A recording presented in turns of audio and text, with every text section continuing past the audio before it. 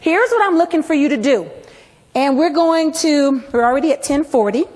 I'm thinking we'll start you out with 10 minutes and then I'll check in with you and see how it is. My clock says 10:40. We will come back together at 10:50. Here's what I want you to do.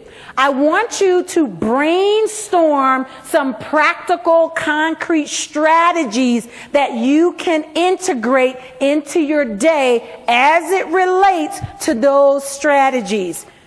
Things that would support those strategies. What are some things that you could actually do? I'm looking around after I'm giving my assignment. Some of you look like, okay, I can do that. Some of you are looking at me going, I don't know, can I do that? All right, I'm looking around. And I don't want to give you too much instruction because I don't want you to feel like you're in a box. This is brainstorming.